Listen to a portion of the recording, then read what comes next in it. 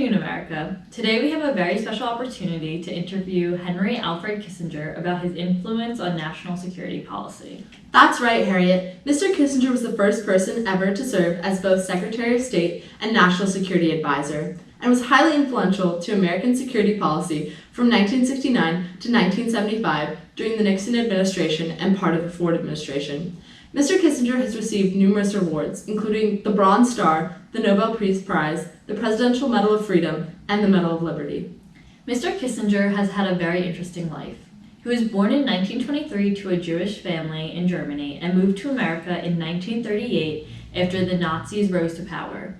He then joined the U.S. Army during World War II as a German interpreter, where he achieved the rank of captain. After his service, he attended Harvard University, where he earned a PhD and eventually joined the teaching staff. He then acted as a consultant to numerous government agencies before being selected by Richard Nixon to be his national security advisor. When Mr. Kissinger was selected as National Security Advisor, the U.S. was involved in the Cold War with the Soviet Union and was engaged in war in Vietnam. The U.S. was pushing democracy over communism, and tensions between the USSR and the U.S. were high. Additionally, the space race saw both countries rushing to put a man on the moon to prove technological superiority. During his tenure as National Security Advisor, Mr. Kissinger dealt with issues in the Asian theater, issues with communism, and nuclear proliferation.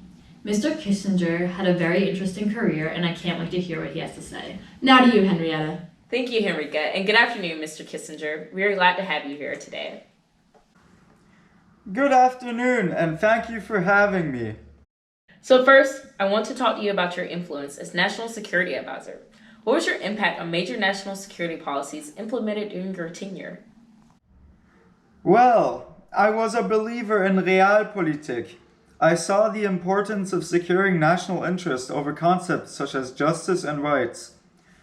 I used this philosophy to impact policy concerning the Vietnam War.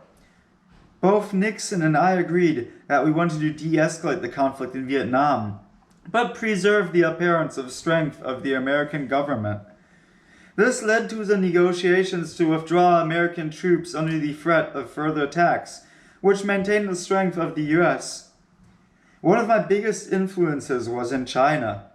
In 1971, I opened secret negotiations with Mao Zedong's government in Beijing.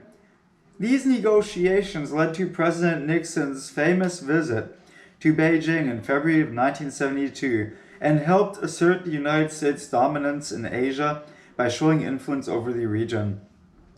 I acted as a mediator between Egypt and Israel to de-escalate the 25-year conflict in the area and move closer to peace. I had a major influence over the stabilization of the Cold War by encouraging détente policies and the SALT negotiations. My advice led to a more realistic approach to security policy and new strategy towards communism that focused on asserting US dominance and peace. Wow, that's fascinating. What would you say your successes as National Security Advisor are? Well, I would say that de-escalation was quite a success. We opened relations with China, formulated shuttle diplomacy, and promoted ballistic and nuclear non-proliferation. Additionally, we formulated the Paris Peace Accords, which withdrew US troops from Vietnam and promoted peace in the area. This eventually led to me earning the Nobel Peace Prize, which was a huge success for me. My ultimate goal was to make the world more peaceful, which I would say I accomplished with the détente strategy. You were truly a great statesman who knew how to make sacrifices for the greater good. Now, what would you say some of your failures as National Security Advisor were? Well, I did promote some very controversial strategies. Some would even call me a war criminal. One of the most controversial failures would be the bombings of Cambodia, which I supported. These bombings were intended to combat Viet Cong in the area, but ended up harming numerous civilians. Additionally, I supported Pakistan in the Bangladesh War in order to stop the spread of communism, but this also led to the death of many civilians. Ultimately, the biggest failure of mine would be not considering the moral consequences of each individual action due to the Realpolitik strategy. Still, I support what I did and I said, as it ultimately led to a more peaceful outcome despite the short-term implications. So now, I want to talk to you about your relationship with President Nixon. The two of you seem to have a very interesting partnership. Can you describe the partnership you had with the president? Well, President Nixon and I had a very strange relationship. We got along, sure, but we were always calling each other names in the press or insulting nicknames to each other's faces. He would call me Jew boy, which I found quite insulting, and even warned my wife that I was a poisonous snake.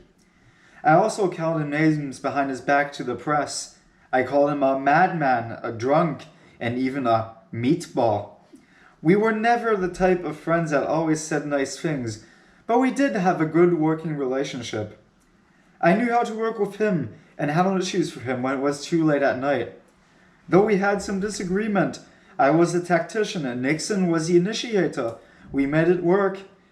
When he decided to resign, we had a nice moment. We both cried and said prayers for the future.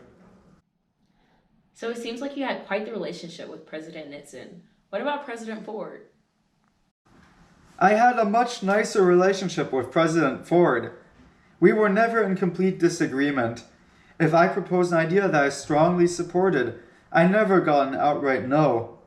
Sometimes I would need to alter my position a little, but he was a good leader that always considered my opinion deeply. Okay.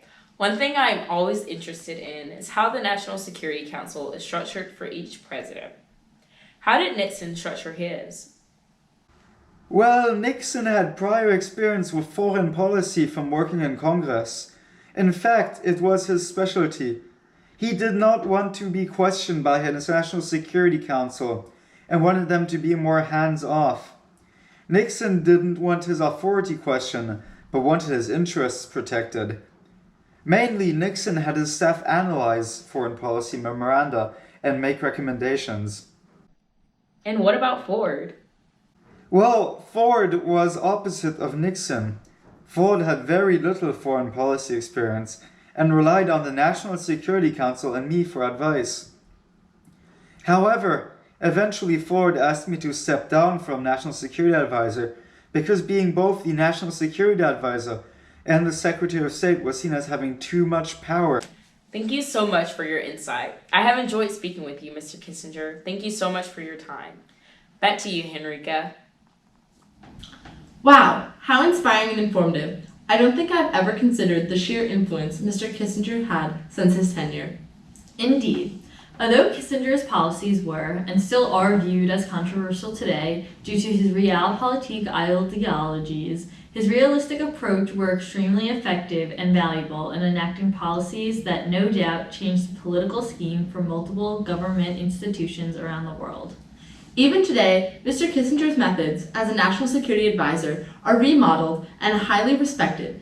Mr. Kissinger's ideas are still utilized as a resource for national security advisors and secretaries of state in multiple administrations, such as the Bush and Obama administrations. His no-nonsense attitude and candidness truly made him a formidable figure for all things national security. Well, that's all for this afternoon. Tune in next week for an interview with Mr. Brzezinski.